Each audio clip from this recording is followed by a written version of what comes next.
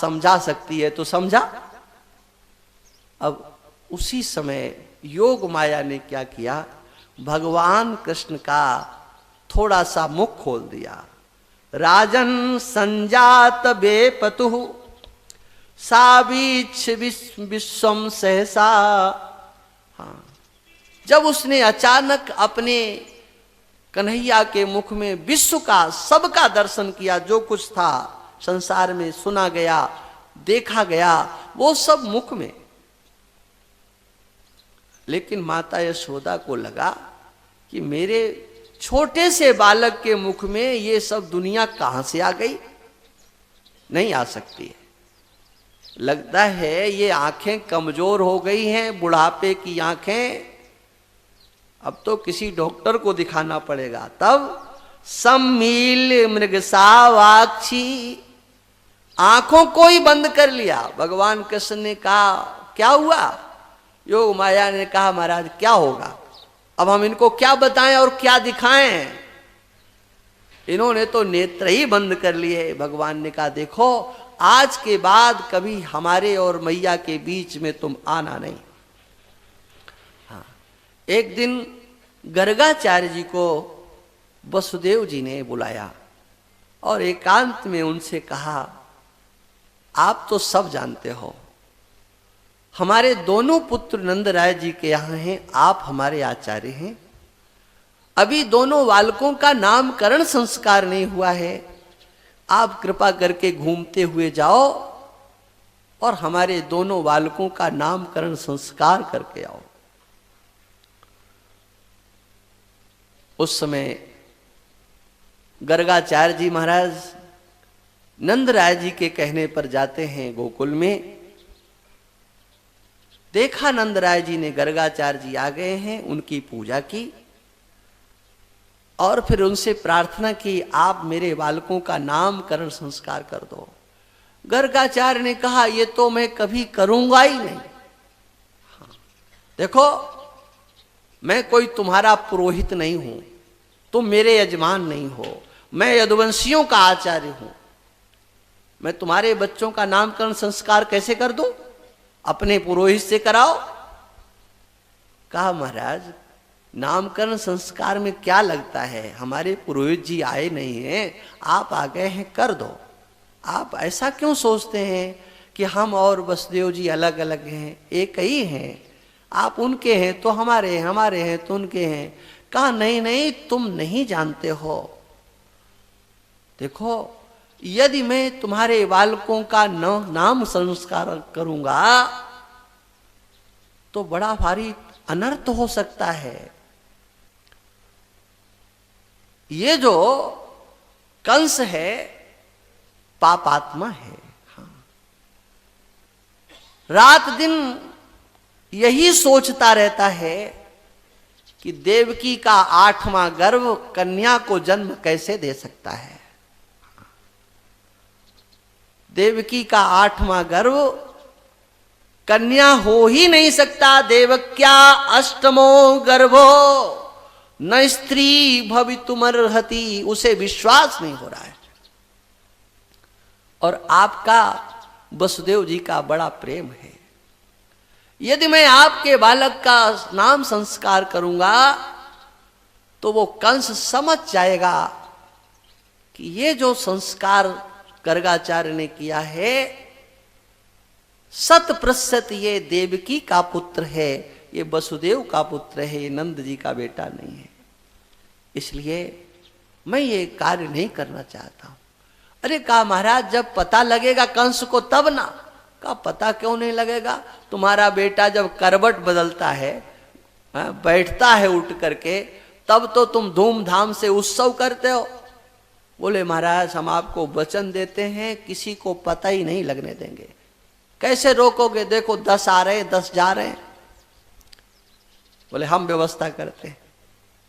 गौशाला में गए, एकांत में कहा देखो महाराज इससे बढ़िया कोई जगह नहीं, गाय भी नहीं है, बछड़े भी नहीं है, ग्वाले भी नहीं है, एकांत है, यहाँ ठीक है, आप यही नामकरण संस्कार करो।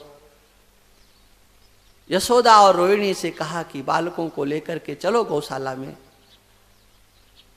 जब रोहिणी जी ने सुना कि गर्गाचार्य जी आए हैं तो उन्हें बड़ी प्रसन्नता हुई। यशोदा से कहा कि ये हमारे जो आचार्य हैं ये तो सर्वज्ञ हैं, सब कुछ जानते हैं। कहा अच्छा, सब कुछ जानते हैं तो अभी पता लग जाएगा। ऐसा करो, मेरे बेटे को तुम ले लो और अपना बेटा मुझे दे दो, क्या जानते पता लग जाएगा। पुत्रों को बदल लिया और लेकर के पहुंच गए।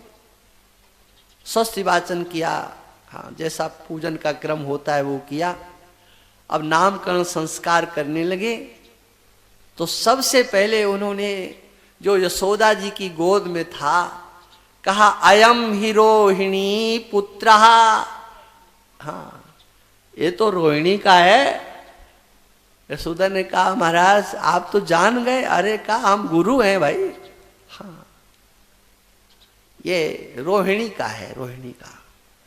देखो अपने गुणों के कारण ये सब में रमण करने वाला होगा, इसलिए इसको राम कहेंगे। आख्यास्यते रामेति बलाधिक्यात बलम विदुः। इनके शरीर में अपार बल होगा, इसलिए इनको बल भी कहेंगे। हाँ, बल नाम भी बलराम जी का है। हाँ, एक राम नाम है, एक बलराम नाम है।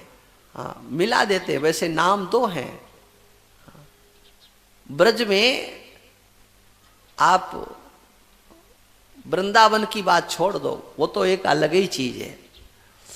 नहीं तो आप गोकुल में, बरसाने इत्यादि में, आप ब्रज में, ब्रज के 84 कोस में भ्रमण करें, वहां पर कोई राधे राधे नहीं करता है।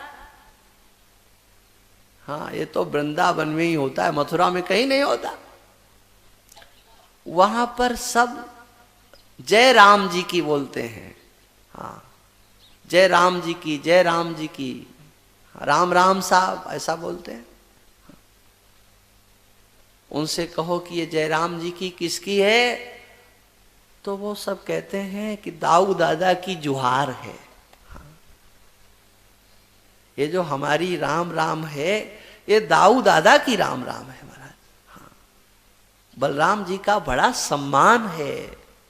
भगवान कृष्ण की महिमा तो है ही, लेकिन ब्रजवासियों के हृदय में जो आदर, जो सम्मान दाऊ दादा का है वो महाराज कहीं देखने को नहीं मिलता। हाँ।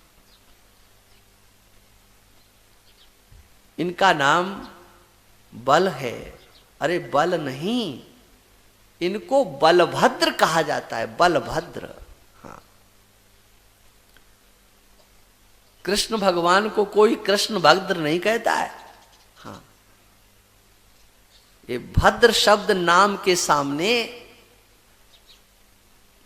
दो के ही लगा है, या तो इनके सामने लगा है या पूज्यपाद कलिपावनावतार, इन्होंने तो कुछ छोड़ा ही नहीं। जहां से अच्छी कोई चीज देखी कि तुरंत टीप दिया। हाँ। भगवान श्री राम के सामने भी भद्र शब्द को जोड़ दिया। हाँ। भेंटे राम भद्र भव भरी बाहो। हाँ। बलभद्र राम भद्र। हाँ। और ये यदुवंशियों में और आपके बीच में सामंजस्य बैठालने वाले होंगे। कभी कहीं किसी बात को लेकर के कोई खींचतान होगी तो ये समझौता कराने में बड़े निपुण होंगे। सभी के विचारों को परिवर्तन करने में, दूसरों के मन को अपनी ओर आकृष्ट करने में ये बड़े चतुर होंगे। इसलिए इनका नाम संकर्षण होगा। नंदराय जी, ये जो बच्चा है ना आपका, ये तो प्रत्येक युग में अवतार लेता है। कभी शुक्ल वर्ण का, कभी रक्त वर्ण का, कभी पीत वर्ण का, एक वर्ण इसका नहीं होता है। ये जब भी नया अवतार लेता है तो रंग बदल देता है। इदानीम कृष्ण ताम गता, इस समय तो ये कृष्ण वर्ण का होकर के आया है। हाँ। तो वर्ण के अनुसार इनका नाम कृष्ण कर दिया गया। हाँ, वैसे तो नहीं है यहां पर, इदानीम कृष्ण ताम गता। देखो ये जो तुम्हारा बालक है, पहले वसुदेव जी के यहां भी इसका कभी जन्म हो चुका है, अब तुम्हारे यहां आया है, इसलिए इसका नाम जो बुद्धिमान होंगे ना, समझदार जानने वाले बुद्धिमान विद्वान महापुरुष, इसका एक नाम रखेंगे श्रीमान वासुदेव। केवल वासुदेव नहीं, श्रीमान वासुदेव इति, वासुदेव इति श्रीमान। ये कौन कहेंगे? का अभिज्ञा संप्रचक्षते, विद्वानों के द्वारा इनका एक ही नाम होगा, श्रीमान वासुदेव। और महाराज आपने इसके तो कई नाम रख दिए, राम रख दिया, बल रख दिया, संकर्षण रख दिया, रोहिणी रख दिया। महाराज एक आधा और बताओ। अरे कहा देखो तुम इस चक्कर में क्यों पड़ते, इनके जितने हमने नाम रख दिए हैं उससे आगे बढ़ेंगे नहीं, और आपके बेटे के तो थोड़ा रुक जाओ, इतने नाम होंगे कि आप भी घबरा जाओगे। गली गली में, घर घर में इनके नाम रखे जाएंगे। हाँ, रोज नए नाम इनके होंगे। कैसे? कहा गुण कर्मा अनुरूपाणी। हाँ, कुछ नाम तो गुणों के ऊपर रखे जाएंगे, कुछ कर्मों के ऊपर रखे जाएंगे। हाँ, गुण कर्मों के अनुसार इनके नाम रखे जाएंगे। कितने रखे जाएंगे का अगर हम वर्णन करना चाहें तो कर सकते हैं, लेकिन करेंगे नहीं। हाँ, लेकिन एक बात यह है, आप लोग इसके आश्रय से बड़े बड़े विपत्तियों से छूट जाओगे। ये आपका पुत्र महापुरुषों के द्वारा प्रेमास्पद होता है, प्रेम की करते हैं वो महापुरुष, और वो भाग्यशाली हैं जो आपके इस बालक से प्रेम करते हैं।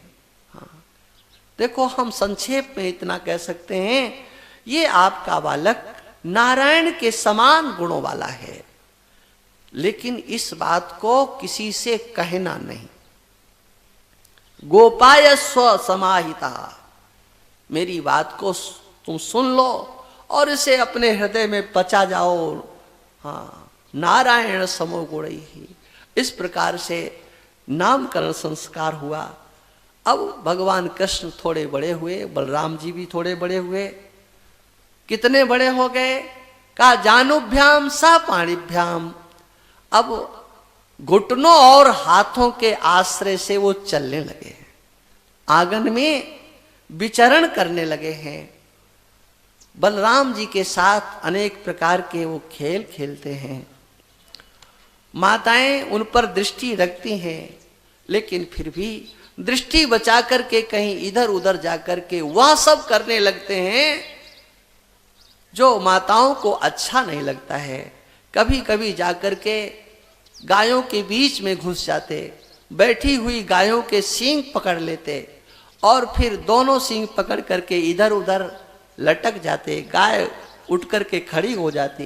हाँ, कभी कभी चूल्हे में जलती हुई अग्नि के साथ खेलने लग जाते, कभी कभी बंदरों को बुला लेते और बंदरों को अपने हाथ से माखन मिश्री खिलाने लगते। हाँ, क्योंकि भगवान राम के लीला काल में उन बानरों का बड़ा सहयोग रहा था। भगवान कृष्ण ने कहा कि भाई देखो, उस समय तो हम तुम्हें कुछ खिला पिला नहीं पाए, इस समय तो हमारे हाथ में बहुत कुछ है। हमारे वृंदावन के लोग हैं ना, वो तो बंदरों की बड़ी वृंदावली गाते हैं, धन धन वृंदावन के बंदर, ऐसा उन लोगों ने गीत बनाए हुए हैं, धन्य है वृंदावन के बंदर। हाँ, और वास्तव में वृंदावन जैसे बंदर आपको कहीं मिलने वाले नहीं। बिना ट्रेनिंग के वो महाराज इतने चतुर चालाक, बड़े बड़े सेठों की जेब साफ कर देते हैं। हाँ, आपको दसियों जगह लिखा मिलेगा, सावधान रहिए बंदरों से सावधान। हाँ, ये चश्मा तो वो ऐसे ले जाते पता ही नहीं लगता। हाँ, आप जाओ, नहीं मालूम तो देख लो वृंदावन के बंदरों की महिमा। हाँ, ये सब भगवान कृष्ण के मंत्र दिए हुए चेले हैं सब। हाँ, क्योंकि भगवान जिन बंदरों के साथ खेले उन्हीं की ये वंश परंपरा चलती चली आ रही है। श्रृंग्यंग्न दष्टि असि जल दिज कंट के ब्याह, पक्षियों के साथ खेलने लगते हैं। अरे जल में जाकर के, जो जल आप जानते हैं गोकुल में मीठे पानी का अभाव है, मीठा पानी नहीं है। बहुत बहुत दूर से 2-2 किलोमीटर से पानी पीने के लिए भर करके लाना पड़ता है आज भी। हाँ, कहीं कहीं तो 3-3 किलोमीटर से, 3-3 मील से पानी आता है, भर करके माताएं लाती हैं। गाड़ियों में लोग लेकर के आते हैं। टैंकरों की भी सुविधाएं गांव में हो गई हैं, तो कितना ही भरें लेकिन काम का पानी तो थोड़ा ही होता ना। अब ये सब के सब दोनों के दोनों देखें, ये नाद में जल भरा हुआ है, वाह वाह बहुत बढ़िया, और पहुंच जाते और कूद पड़ते। माताएं देखती दोनों के दोनों, ओहो भागो भागो भागो, यही जाकर के निकाला। कोई काम नहीं कर पा रही, गोपियों से कह रही अरे ये दोनों बालक तो हमारी आफत किए हुए हैं। हाँ, जब बच्चे ऊधम मचाते हैं ना, तो माताएं यही कहती इन्होंने तो नाक में दम कर रखी है, लेकिन अंदर से नाराज नहीं होती, अंदर से तो खुश ही होती। वो तो दूसरों को बताने के लिए हमें ये अच्छा नहीं लगता। बच्चे जितना ऊधम ज्यादा मचाते हैं माताओं को उतना ही अच्छा लगता है। और ऊपर से ये कहेंगे कि नहीं नहीं नहीं, ये बालक तो मानते नहीं, हमारी बात नहीं सुनते, नाक में दम कर दिए, ये सब ऊपर की बातें होती है। माता कौशल्या, ओ माता यशोदा और रोहिणी दोनों की दोनों देवियों से कहेंगी आज ये कर दिया, आज ये किया। हाँ, बड़ी बड़ी सुंदर बाल लीलाएं हैं, हम आपको क्या बताएं। आनंद वृंदावन चंपू इत्यादि ग्रंथों में इन्हीं श्लोकों के आश्रय से महापुरुषों ने अनेक भगवान कृष्ण की बाल लीलाओं का वर्णन किया है। श्री सूरदास जी महाराज ने अपने सूर सागर नामक ग्रंथ में अनेक, हम ये स्थान इसलिए बताए दे रहे हैं कि मान लीजिए हम आपको न भी सुना पाए तो आप इन ग्रंथों का अवलोकन करके और उन लीलाओं का आनंद ले सकते हो। एक बार भगवान कृष्ण ने कहा, पूर्णमासी थी, देखा आकाश में ये क्या है, चंद्रमा की ओर देख करके, तो मैया ने कहा कि ये चंदा मामा है, मामा। हाँ, हमारे यहाँ चंद्रमा को मामा कहा जाता, आपके यहाँ कहा जाता कि नहीं, चंदा मामा। लेकिन क्या आप लोग जानते हैं चंद्रमा को मामा क्यों कहा जाता? हाँ, देखो चंद्रमा को मामा इसलिए कहा जाता है, भगवान विष्णु ये हमारे पिता हैं, हाँ, और लक्ष्मी जो है वो हमारी माता है ना। और लक्ष्मी का प्रादुर्भाव समुद्र से हुआ है और चंद्रमा का भी प्रादुर्भाव समुद्र से हुआ है। तो चंद्रमा है हमारी लक्ष्मी माता का भाई, तो माँ का जो भाई है वो तो अपना मामा। हाँ हाँ, ये गणित है इसका। हाँ, जल्दी नहीं पता लगेगा कि चंदा मामा, ये मामा क्यों कहे जाते। मैया ने कहा कि ये तो मामा है। अरे का मामा, और फिर इतनी दूर? हाँ, इन मामा को यहां बुलाओ। कहा बेटा वो नहीं आएंगे, अभी उनके पास बड़ा काम है। अरे कहा नहीं नहीं, ऐसा नहीं हो सकता, मामा को बुलाना पड़ेगा। मैया ने कहा अच्छा हम बुला सकते हैं लाला, लेकिन आंखें बंद करो। हाँ, आंखें बंद की। मैया ने एक थाली लेकर के और उसमें पानी रख करके कहा देखो लाला, छूना नहीं, ये देखो मामा आ गए। अरे कहा मामा आ गए और छुए नहीं। हाँ, और तुरंत हाथ बढ़ाया तो बस बोले देखो चले गए।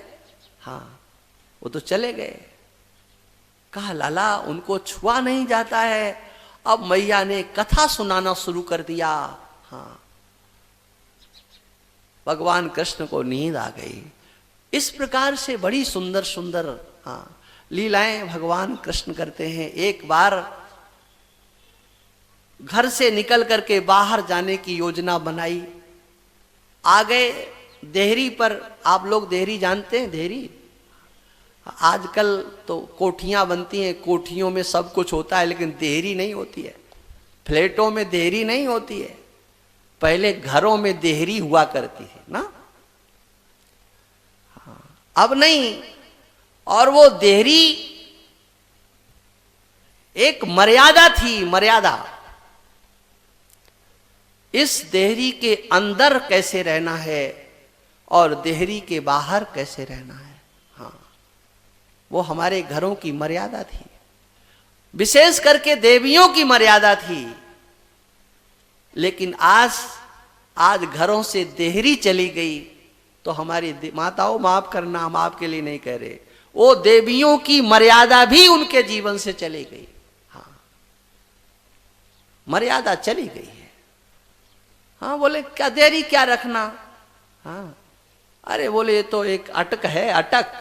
हाँ, झाड़ू लगाने में, पोछा लगाने में परेशानी देते, सपा चट रखो तो जीवन भी सपई चट रहेगा। और पता है आप लोगों को, कोठियों में, बड़ी कोठियों में, घरों में, हाँ, वो सौभाग्यशाली घर होंगे जहां पर देवियां झाड़ू आजकल लगाती हों, चाहे 12 बज जाएं, वो लगाने वाला या लगाने वाली कोई दूसरी आएगी। हाँ, आजकल घरों की सफाई, स्वच्छता, ये तो सब भगवान भरोसे है। तो चलो अपने को भगवान की कथा कहना, क्या बताएं, ये दिमाग में कहां से आ जाती हैं, हम भी नहीं समझ पाते।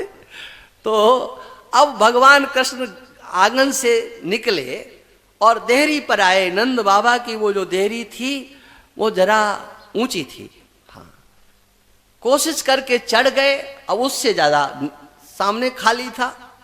तो अब इधर पैर लगाते हैं तो पैर नहीं लगते, और इधर हाथ लगाते तो हाथ नहीं लगते, अब लटके हुए बीच में। उसी समय नारद जी आ गए। नारद जी ने देखा, अरे ये क्या हो रहा है। हाँ, जिसने 2 पगों में तीनों लोग 14 भुवनों को नाप लिया, आज ये देहरी पर लटका हुआ है। अहमीय नंदम वंदे, आज तो मैं नंद राय जी की वंदना करूंगा, उनका बार बार चिंतन करूंगा। अहमी नंदम वंदे यस्यालिंदे परब्रह्म, जिसकी देहरी पर आकर के ये परब्रह्म भी लटक गया, छोटा बन गया, है ना। यही भक्ति की महिमा है। वो सर्वव्यापक, सर्वतंत्र, स्वतंत्र, सर्वनियंता, जगदाधार, वो भगवान भक्त के वशीभूत होकर के अपनी समस्त ऐश्वर्य को, समस्त शक्ति को त्याग करके सहज रीति से उनके बीच में जैसे उन्हें आनंद मिले। नंद बाबा आए। नंद बाबा ने देखा, मेरा बेटा इस पार से उस पार जाना चाहता है, घर से बाहर जाना चाहता, लेकिन देहरी ऊंची है, चलो ये नहीं चल सकता है, हम इसको उठा के पार करते हैं। नंद बाबा ने उठा लिया, अपने गोद से लगाया। एक बार एक ब्राह्मण देवता आ गए। वो ब्राह्मण देवता, पूर्णमासी का दिन था, आए तो माता ने उनको दान दक्षिणा दिया। हाँ, और कहा महाराज आज भोजन आप यही करें। बोले नहीं नहीं, हम तो अपने हाथ से बनाते हैं, आप लोग जाने कैसे। अरे कहा नहीं, आप बना लीजिए, हम सारा सामान देते हैं। माता ने व्यवस्था कर दी, 1-2 सेवक लगा दिए। अब उन्होंने भोजन बनाया, भोजन बना के परसा, तुलसा मंगाया, भोग लगाया। तो दियम वस्तु गोविंद तुभ्यमेव समर्पये, ग्रहण सम्मुखो भूत्वा प्रसीद परमेश्वर। आप प्रसन्न हो जाइए, आइए सामान मेरे सामने आकर के प्रसाद ग्रहण करो। हाँ, भगवान ने सुन लिया कि ये भक्तराज बुला रहे हैं, चलो। अब वो आंखें बंद किए हुए थे। भगवान ने कहा कि बेटा तुम भले ही आंखें मत खोलो, हम भोग तो लगा ही दे रहे। अब भोग लगाया, आंखें खोली तो देखा कि एकदम भड़क गए। अरे यशोदा, देखो तुमने अपने बच्चे को नहीं संभाला, ये क्या किया। हाँ, इस बच्चे ने तो, हाँ, अब हम जा रहे हैं। अब मैया तो महाराज आंसू आ गए, गिर पड़ी, महाराज भूखे मत जाओ। अरे कहा दिन भर यही करते रहेंगे, अब फिर बनाए। अरे कहा तो अब आप इतने ये आइटम मत बनाओ, केवल खीर बना लो और बस खा लो। ब्राह्मण देवता ने बात मान ली, उनको सामान दिया, थोड़ी देर में भोजन तैयार हुआ। जब वो खीर बन गई तो थोड़ा उसको ठंडा किया, ठंडा। ये भी समझना पड़ता है कि भगवान के सामने भोजन किस तरह का लगाया जाए, कैसा भोग लगाया जाए। हाँ, अपने को खाने की जल्दी होती है तो बस जल्दी जल्दी वही गरम गरम उबलता हुआ पहले भगवान के सामने रख दो और फिर बस, हाँ, फिर बताओ तुम खा सकते हो ऐसा? हाँ, ठंडा करके भगवान को भोग लगाया। अब की बार जो मंत्र पढ़ रहे थे, नाभ्या आसीदन, हाँ, तो दियम वस्तु गोविंद, तो नेत्र पूरे बंद नहीं किए, हाँ, थोड़ा थोड़ा खोल करके रखा। हाँ, अब आह्वान किया तो भगवान तो जाना ही था, बुलाया है भक्त ने, और देख लिया ये तो फिर आ रहा है। हाँ, अकड़ करके बैठ गए, अब की बार आओ देखते हैं। भगवान ने कहा तुम इतने बेईमान भगत अभी से, ये तो कलयुग में होंगे। हाँ, ये 56 भोग के नाम पर, हाँ, केवल हमको ठगेंगे और करेंगे कुछ नहीं। हाँ, बोले भगवान का 56 भोग। हाँ, आज अगर भगवान 56 भोग जीमने लगे तो ये बंद हो जाए। हाँ, भगवान जानते कि तुमने हमारे लिए बनाया ही नहीं है, क्योंकि पहले से मैंने देखा, पहले से डिब्बे फाइनल कर दिए जाते हैं। ये छोटा डिब्बा, इसमें कितने आइटम रहेंगे, ये बड़ा डिब्बा, इसमें कितने से रहेंगे, किस किस के लिए। अरे तुमने जूठा तो पहले ही कर दिया है। हाँ, बनने से पहले, और तुमने स्कीम बना ली है कौन कौन आइटम कहां कहां किसके पास, और सबके लिए फिर अरे कहा ये बांट दिए जाएंगे। हाँ, क्या वो भगवान को भोग लगाने लायक रहा? सोचो आप लोग। भाव से दूषित हो गया, तुम्हारे भाव से अपवित्र हो गया, तुम्हारे भाव से वो झूठा हो गया है। अब कहो भगवान भाव के भूखे हैं। अरे भले आदमी, तुम्हारा भाव भी तो अच्छा नहीं है जो उस भाव को खा ले। हाँ? उस समय भगवान ने जब उनकी ओर देखा, आज ब्राह्मण देवता को बोध हो गया, अरे ये तो वही हैं। दौड़ करके गए, उठा लिया गोद में और अपने हाथ से खिलाने लगे। उसी समय माता यशोदा देखने लगी कहीं लाला फिर न पहुंच जाए। देखा तो ब्राह्मण देवता, हाँ, गोद में बैठाल करके खिला रहे थे। अब तो मैया कप गई। भगवान ने कहा देखो मैया को कुछ नहीं कहना, ये तो हमारी तुम्हारी बात है। अरे कहा कोई बात नहीं है, हाँ, बच्चे तो भगवान का रूप होते हैं, कोई बात नहीं है, कोई बात। लेकिन ब्राह्मण देवता ने बता करके नहीं दिया। एक बार क्या हुआ कि नंद बाबा जी सालग्राम भगवान की पूजा कर रहे थे, तो कन्हैया भी आकर के चुपचाप शांत होकर के बैठ गए। बाबा को बड़ा बढ़िया लगा, हाँ, लाला भी पूजा करना सीख लेगा, संस्कार पढ़ेंगे और जरा अच्छी तरह से। अब उसके बाद उनको स्नान इत्यादि कराया, चंदन नंदन लगाया। भोग जब लगाया तो आप जानते हैं आंखें बंद करते हैं। तो जैसे ही बाबा ने आंखें बंद की कि सालग्राम को लिया, मुंह में रखा और लापता हो गए। अब नेत्र खोले तो ठाकुर जी गायब। आवाज दी, हाँ, यशोदा ने कहा क्या है, क्यों चिल्ला रहे हैं आप? अरे कहा ठाकुर जी कहाँ गए? बोले क्या हुआ? बोले ठाकुर जी गायब। क्या कन्हैया तो नहीं आया था? अरे लाला तो यहां चुपचाप बैठा हुआ था, आया तो था। अब मैया ने आवाज दी, कन्हैया, लाला लाला। अब बोले कौन, कैसे बोले? ढूंढती ढूंढती गई, चुपचाप बैठे हुए थे आंखें बंद किए हुए। मैया ने कहा लाला जरा मुंह खोल। हाँ, सिर हिला दिया, नहीं खुलेगा। हाँ, मैया समझ गई। हाँ, तुरंत जबरदस्ती उंगली डाली तो वो मुंह में रखे थे। हाँ, निकाला और ला करके बाबा को दिया। कहाँ थे? अरे का ये मत पूछो कहाँ थे। हाँ, अरे बताओ कहा? लाला के मुंह में। अब तो राम राम राम राम। अरे क्या राम राम मत करो, कुछ नहीं, लाला का मुंह परम पवित्र होता है, जानते नहीं तुम तो है। हाँ, बच्चे का जूठा कोई जूठा माना जाता है? आप लोग मानते हो बच्चे का जूठा? माताएं मानती हैं? बिल्कुल नहीं मानती है। हाँ, उसको खिला देंगी फिर स्वयं खा लेंगे। हाँ, अरे होता ही ऐसा है। गरम दूध पिलाना है तो बच्चे को कैसे पिलाया जाए? माता स्वयं पहले उसको देखती है कि हमारे ओंठ हमारी जीभ बर्दाश्त करेगी कि नहीं करेगी, तो पहले पी लेती है, बाद में पिला देती है।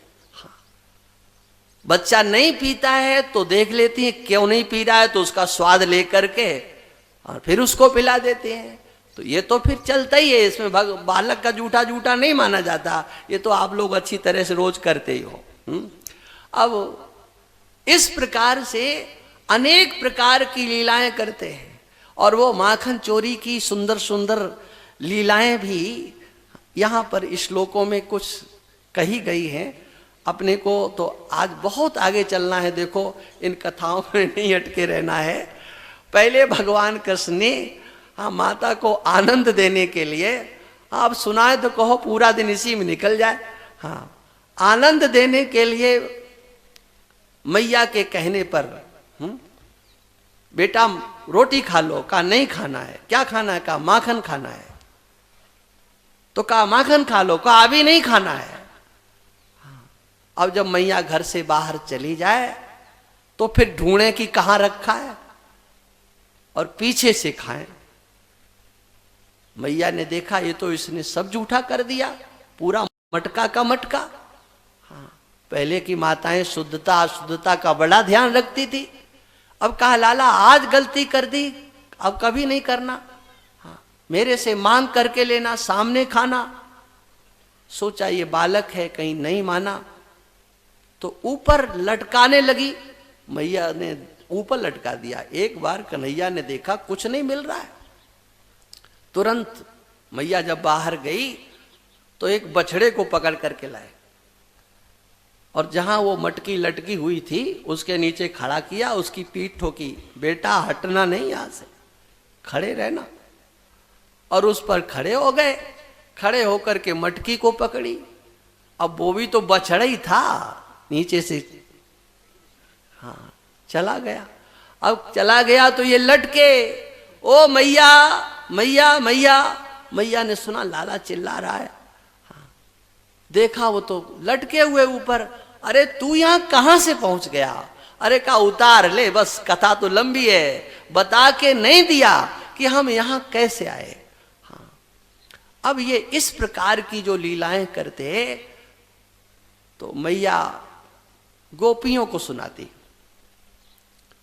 आज लाला ने ऐसा किया, आज ऐसा किया, चुरा चुरा करके अब तो खाता है, मेरे हाथ से नहीं खाता, अपने आप खाता है। अब वो देवियां सोचने लगी।